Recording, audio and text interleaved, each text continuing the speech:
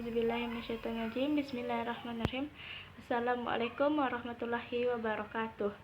Alhamdulillahirrabbilalamin. Assalatu wassalamu ala asrafil anbiya wal mursalin Sayyidina Maulana Muhammadin wa ala alihi wa sahbihi ajma'in. Amma ba'du. Rabbi shrah li sadri wa yassir li amri wahlul 'uqdatam min lisani yafqahu qawli.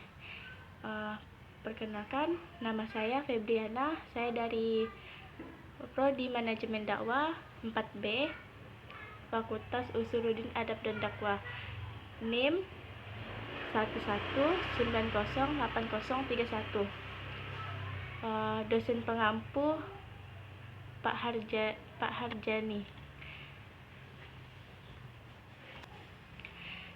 Baiklah, di sini saya akan membahas materi tentang fungsi motivasi. Nah, apa itu motivasi? Motivasi menurut saya itu adalah pendorong atau semangat untuk kita melakukan sesuatu, pendorong untuk kembali beraktivitas, kembali untuk melakukan sesuatu dengan penuh kekuatan. Dan secara umum pengertian motivasi itu dapat diartikan sebagai tujuan atau pendorong. Tujuan tersebut tuh sebenarnya yang menjadi daya pergerak utama bagi seseorang dalam berupaya atau mencapai apa yang diinginkannya, baik itu secara positif ataupun negatif. Dan istilah dalam pengertian motivasi itu berasal dari kata bahasa Inggris, yakni motivation. Nah, lebih tepatnya itu motivasi merupakan suatu perubahan yang terjadi pada diri seseorang yang muncul karena adanya gejala perasaan, kejiwaan dan emosi, sehingga mendorong individu itu untuk melakukan atau bertindak sesuatu yang disebabkan karena kebutuhan, keinginan, dan tujuan. Di sini saya akan menyebutkan menurut pendapat ahli, dan di sini saya akan menyebutkan 3 menurut pendapat para ahli apa itu motivasi. Yang pertama itu menurut Hamalik. Pengertian motivasi itu merupakan perubahan energi dalam diri atau pribadi seseorang yang ditandai dengan timbulnya perasaan dan reaksi untuk mencapai tujuan. Dan yang kedua itu menurut Sardiman. Pengertian motivasi merupakan perubahan energi dalam diri seseorang yang ditandai dengan munculnya feeling dan didahului dengan tanggapan terhadap adanya tujuan tersebut. Dan yang ketiga itu pengertian motivasi itu pendapat dari Mulyasa. Pengertian motivasi merupakan tenaga pendorong atau penarik yang menyebabkan adanya tingkah laku ke arah suatu tujuan tertentu. Nah, teman-teman, salah satu dari fungsi motivasi itu adalah memberikan motivasi kepada orang lain atau kepada diri kita sendiri. Dan itu termasuk salah satu fungsi dari komunikasi Islam. Motivasi itu merupakan langkah pertama dalam mencapai sesuatu. Cara meningkatkannya itu cara meningkatkan kemauan.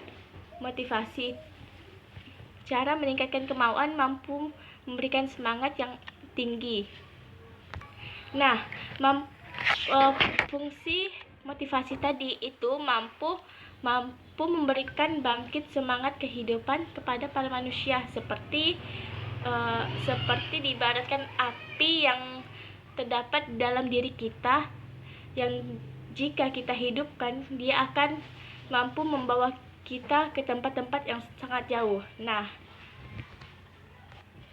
teman, motivasi itu juga pendorong untuk kita melakukan sesuatu, bisa itu berupa kebaikan, amal soleh, atau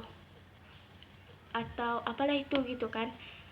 Dan tergantung sama diri kita mau jadikan motivasi itu sebagai apa, apakah mau sebagai positif atau negatif.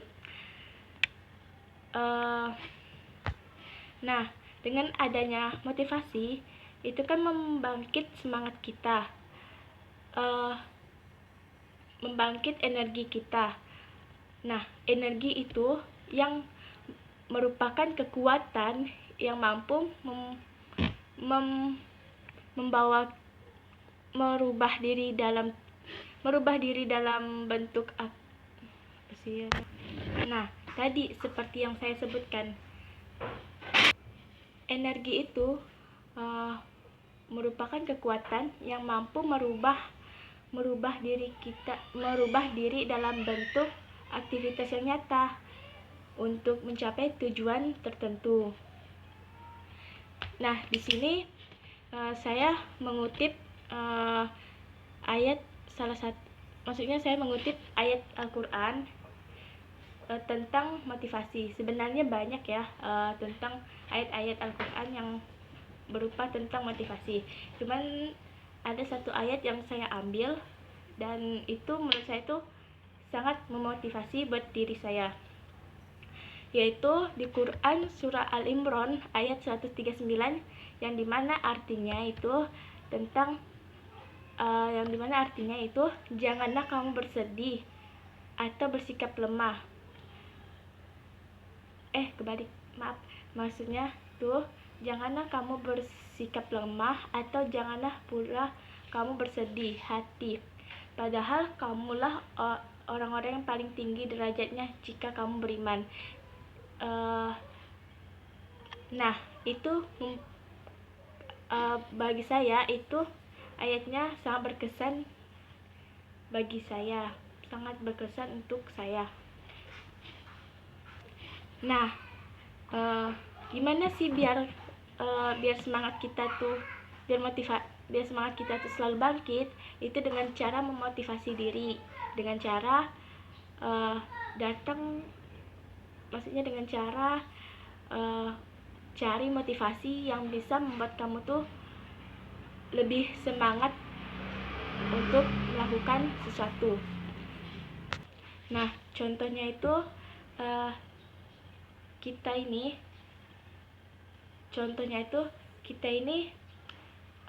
diciptakan Allah itu untuk apa sih? Pasti selama dalam proses kehidupan tuh pasti Allah itu menciptakan kita pasti ada fungsinya. Contoh, selama ini tuh kita tuh udah ngelakuin apa sih gitu. Kan Allah ciptakan kita pasti ada jalan tujuan hidup untuk gimana kita ke depannya. Nah,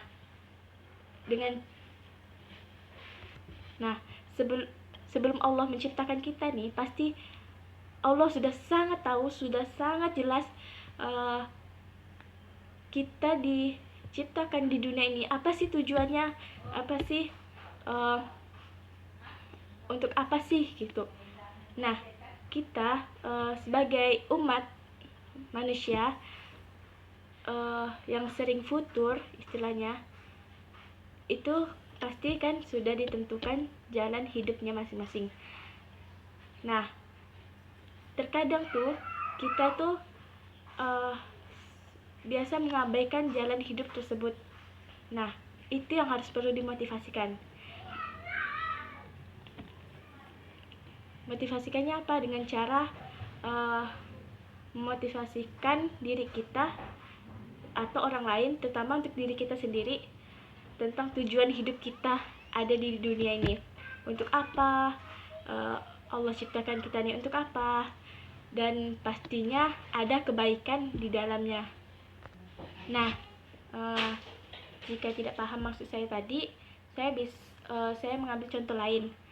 dengan sebuah kata-kata dari Ibnu Qayyim al-Jauziyah, yang dimana kata-kata motivasinya tersebut berbunyi, dunia itu ibarat bayangan. Kalau kau berusaha menangkapnya, ia akan lari. Tapi kalau kau berusaha membelakanginya, ia tak akan punya pilihan selain mengikutimu. Nah, itu salah satu kata-kata motivasi. Kata-kata motivasi yang menurut kita tuh bisa untuk dijadikan pegangan gitulah. Gimana ya? Pegangan untuk kita tuh agar semangat, jangan terlalu mengikuti dunia gitu. Nah, teman-teman, tadi kan kita sudah membahas tentang motivasi, tentang apa itu motivasi dan contohnya. Di sini saya akan memberikan agar kita itu selalu termotivasi, baik itu dari diri kita ataupun dari orang lain gitu. Yang pertama, kita tuh harus memotivasikan diri dengan cara zikir pagi dan petang. Untuk apa? Untuk menyuntikkan vitamin ke hati kita agar selalu tetap semangat dan menjaga imun dan iman kita. Dan yang kedua itu memperbanyak mendengarkan tablik atau tafsir. Maksudnya apa? Sering memperbanyak kajian, mendengar kajian, atau mendengarkan suatu hal yang bermanfaat yang bisa kita terapkan untuk kedepannya. Dan yang ketiga itu memasang target antara harian, pekanan, bulanan. Untuk apa? Untuk agar kita mengetahui apa sih yang salah dari hari ini. Kesalahan hari ini bisa kita perbaiki di hari esok, dan begitu juga seterusnya. Dan yang keempat, ini yang poin sangat penting, itu kita harus memasang target. Dari semua target kita itu apakah mendekatkan diri kita kepada Allah, ya pasti kan kita harus profesional, harus membuat diri kita selalu semangat, dan motivasi itu juga penting gitu kan, yaitu kita harus pasang target agar kita masuk ke surganya Allah, insya Allah. Nah, dari semua pembahasan tadi, kesimpulannya tuh motivasi itu sangat penting bagi setiap manusia. Kenapa? Agar tidak kehilangan semangat hidup dan menjadi manusia yang produktif, dan memperbanyak pesan-pesan informasi, lalu menyampaikannya kepada manusia, agar motivasi yang tadi disampaikan itu tanpa disadari akan secara berulang-ulang dan menjadi keseharian untuk kita. Nah, dan itulah yang termasuk fungsi komunikasi.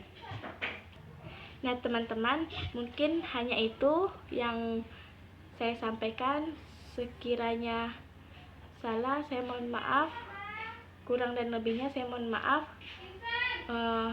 Wallahu taufiq wal hidayah. Wassalamualaikum warahmatullahi wabarakatuh.